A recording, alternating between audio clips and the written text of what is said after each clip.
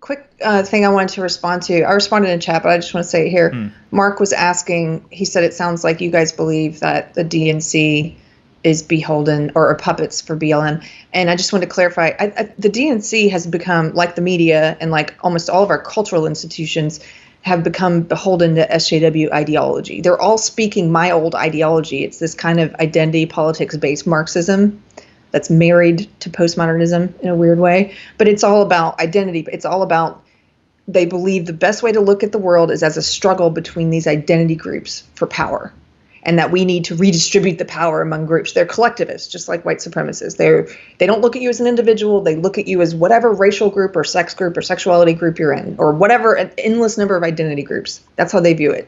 So BLM is just one part of social justice ideology. You think of it like an umbrella. There's a social justice umbrella. Under that umbrella, there's BLM. There's the feminist part of the social justice movement. There's the LGBT part of the social justice movement. There's the radical trans part. There's the fat positive part.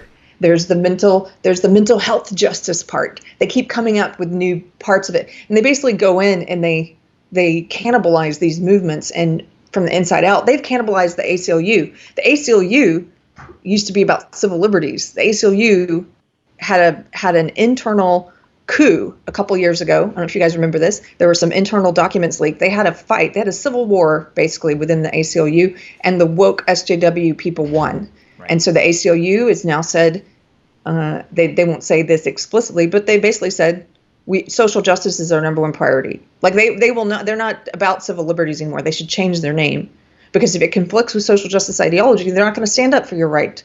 They're not going to stand up for free speech or liberty. They're going to push this ideology first. That's why if you look at the ACLU social media feed, it's complete woke nonsense. Biological sex isn't real. Men can have periods. They're pushing this same belief system. So that was just one caveat. Just my opinion of the DNC is, I don't believe that all of DNC leadership is social justice-y.